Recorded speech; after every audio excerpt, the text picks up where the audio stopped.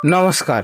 কেউ পিএসজি কে গিয়ে বুঝা ভাই, এটা ডমিনেশন নয়, এটা ভয় দেখাচ্ছে। 2017, 18, 16-তে রিয়াল মাদ্রিদ যেটা করেছিল, এখন সেটা পিএসজি করছে। কালকে রাত্রে যারা যারা ম্যাচ দেখেছিস ঘুমকে নষ্ট করে, তারা এতটা বলতে পারবি যে ঘুমটা নষ্ট করা অর্থিত হয়ে গেছে ভাই।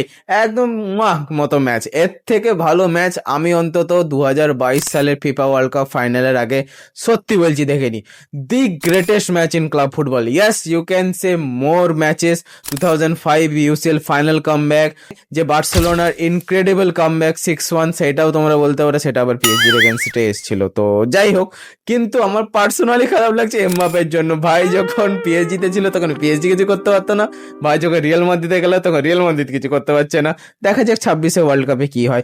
তো মোদ্দা কথা হচ্ছে, কালকে ফুটবল জিতেছে। হতে পারে এফসি বায়ার্ন মিউনিখ 1 গোলে পিছিয়ে আছে, কিন্তু 9খানা গোল। হ্যাঁ, 9খানা, যখন 7খানা গোল হয়ে যায় না, 5-2 ছিল, তখন এই রুমটাতে আমি বসে বসে ভাবছি, হ্যাঁ সত্যি, আই মিন রিয়েলি ব্রো। আমি ততক্ষণে ভেবে নিয়েছিলাম যে ম্যাচটা ফিনিশ হয়ে গেছে, but 5-4 guys, one of the most entertaining match in my football watching career. আমি জানি না এরপর সেকেন্ড লিগে কি হবে, সত্যি বলতে পারছি না।